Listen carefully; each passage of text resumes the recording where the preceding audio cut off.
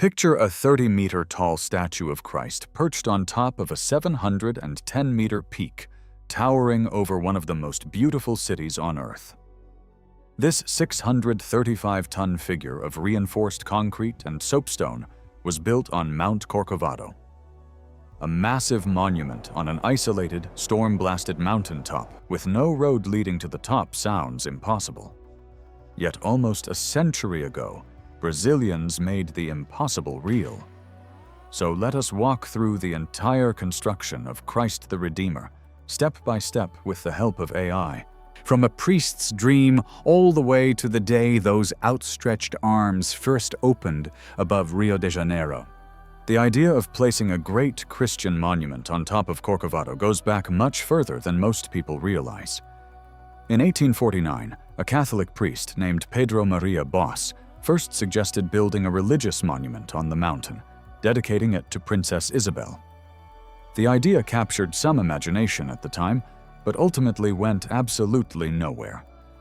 It simply faded into the background as Brazil moved through decades of political change and upheaval. More than 60 years later, in 1912, Rio de Janeiro's Archbishop, Cardinal Arcoverde, revived the plan with a new purpose. He wanted to show that the Catholic Church belonged to the Brazilian people, not just to the European clergy. This time, the idea had stronger backing, but it still needed a spark to truly catch fire. That spark came in the early 1920s, when Brazilians began planning celebrations to mark 100 years of independence from Portugal. The nation wanted a grand symbol, something enormous and unmistakable that the whole world would recognize. And suddenly, the old dream of a mountaintop Christ felt like exactly the right answer. In 1921, the Archdiocese formally proposed building a statue of Christ on Corcovado's summit, positioned so it would be visible from virtually anywhere in Rio de Janeiro. Permission was granted, and on April 4, 1922, the very first foundation stone was laid on the mountain as part of the Independence Centenary celebrations. That same year, a design competition was held to determine what the statue would actually look like.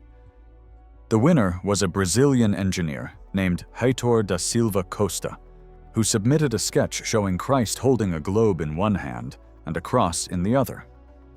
It was an impressive concept, but it was about to change dramatically. Silva Costa began collaborating with artist Carlos Oswald, who made a critical creative decision that would define the monument forever. Oswald replaced the globe and cross pose with something far simpler and far more powerful. He proposed that Christ's arms should be stretched wide open in a gesture of welcome and embrace. Legend has it that a cross-shaped radio antenna already standing on Corcovado's peak helped inspire the final shift away from the original design and toward the clean, wide-open silhouette we all recognize today. Once Silva Costa had settled on the concept of the Cristo Acolhedor, the welcoming Christ with open arms, he needed a world-class sculptor to bring the vision to life.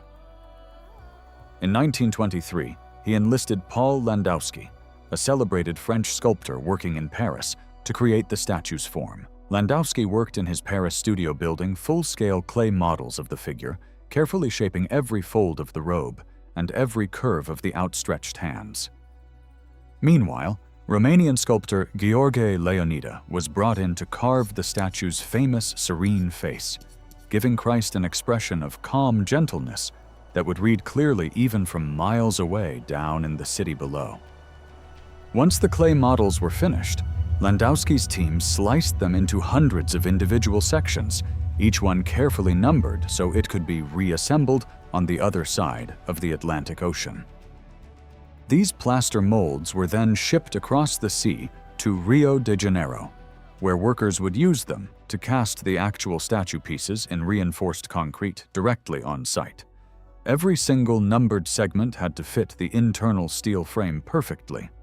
Even a few millimeters of error in any of these puzzle-like casts could translate into meters of misalignment at the very top of the finished monument.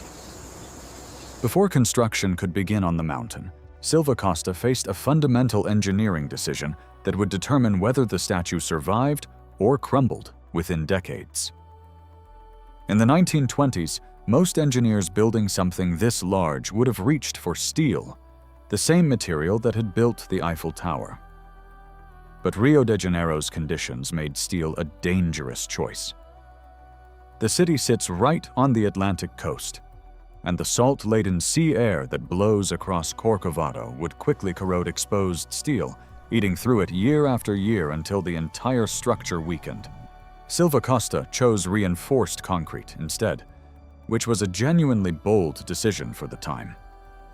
To handle the structural engineering, Silva Costa hired French engineer Albert Caquot, who would need to solve one of the most challenging structural problems of the era. Caquot's calculations were extraordinary, and they had to be. He needed to ensure that a 30-meter-tall concrete figure with arms stretched wide open could survive on an exposed mountaintop, where Atlantic storms regularly blasted the peak with hurricane-force winds. Each outstretched arm presented a massive surface area of 88 square meters to the wind, essentially turning the statue into an enormous sail. The structure had to withstand gusts exceeding 250 kilometers per hour without cracking, shifting, or toppling. Caquot designed an internal steel skeleton braced with diagonal supports, all anchored deep into the solid granite bedrock of Corcovado's summit. The statue itself is hollow, and its interior functions essentially like a 12-story building, with a complex framework of steel and concrete that distributes the enormous weight downward through the structure and directly into the mountain. From the outside, Christ the Redeemer looks like a single flowing figure of stone. From the inside, it is a sophisticated piece of structural engineering designed to survive some of the most violent weather conditions on Earth. Here is where the story becomes truly remarkable. No road led up Mount Corcovado in the 1920s. The only way to reach the summit was the Corcovado Rack Railway, a narrow-gauge train line that had been built back in 1884. That meant every single piece of construction material had to arrive by train. Steel reinforcing bars, bags of cement, sand, bricks, tools, and even the heavy plaster molds shipped all the way from Landowski's studio in Paris. All of it went up the mountain on narrow tracks in small wagons, load after load after load. The construction site at the summit was incredibly small, surrounded by steep drops on nearly every side, and storms could blow through at almost any moment with virtually no warning. Everything had to be perfectly choreographed. Materials arriving by dawn needed to be assembled or poured by dusk, because leaving wet concrete, exposed to overnight rain, could ruin an entire day's work. Workers lived in makeshift camps right on the peak itself, often shrouded in thick clouds and battered by lashing rain and fierce wind. It was exhausting, dangerous, and relentless work. Brazilian citizens themselves helped pay for the monument. School scouts went door to door across Rio de Janeiro, collecting donations from ordinary families. Children threw coins from their windows into hats held below by collectors on the street. Christ the Redeemer was not funded by wealthy patrons alone. It was built with the spare change and generosity of an entire nation. With the concrete frame complete, Silva Costa faced one final challenge: how to protect the statue from Rio's brutal tropical climate. Paint would peel, plaster would crack. He needed something tougher. His answer was soapstone, quarried from the nearby state of Minas Gerais. Soft when freshly cut, it weathers over time into a surface almost impervious to moisture, heat, and wind. Roughly 6 million tiny triangular tiles were shaped for the project, each barely 3 centimeters across. Applying them became a community effort. Thousands of women across Rio gathered in workshops, gluing tiles face down onto linen sheets with the careful devotion of mosaic artists. Many quietly inscribed prayers and the names of loved ones on the backs before sealing them away forever inside the monument. The finished sheets were hauled up the mountain and pressed into wet cement. The result was a stone skin that shimmers in daylight and shifts in tone from dawn to dusk, neither white nor gray, but alive. After 5 years of construction on the mountain, the statue was finally complete. On October 12, 1931, which is Brazil's national patron saint day, Christ the Redeemer was officially inaugurated in a grand ceremony attended by thousands.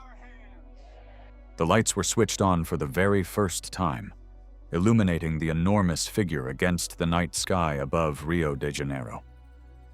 The original plan had been to have the lights turned on remotely by radio signal from Italy, triggered by inventor Guglielmo Marconi himself.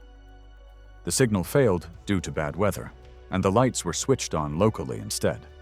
But the moment was no less breathtaking for it.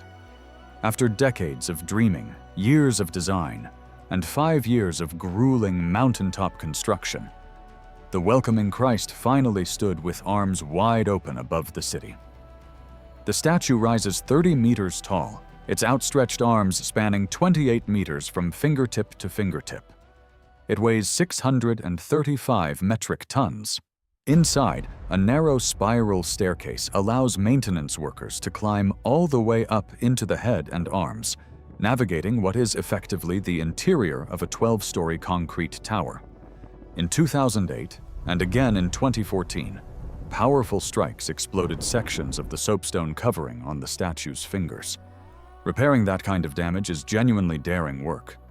The statue has been renovated several times over the decades, notably for a 1980 papal visit and a major 2010 restoration, but its original core structure remains as strong today as the day it was completed.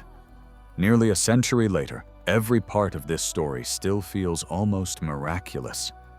Stones carried up a mountain on narrow gauge trains, 6 million tiles glued by hand, structural calculations made with slide rules, and ordinary Brazilians donating spare coins so a 30-meter Redeemer could stand on a rainforest mountaintop with open arms. The next time you see that silhouette high on Corcovado, remember what it took. A priest's dream, a sculptor's studio in Paris, an engineer's battle against hurricane-force winds, and years of dangerous, cloud-soaked work by people who believed the impossible was worth building anyway. Thanks for walking through this with me. If you like this video, hit that like button and subscribe. I would love to see your suggestions for the next reconstruction. See you in the next one.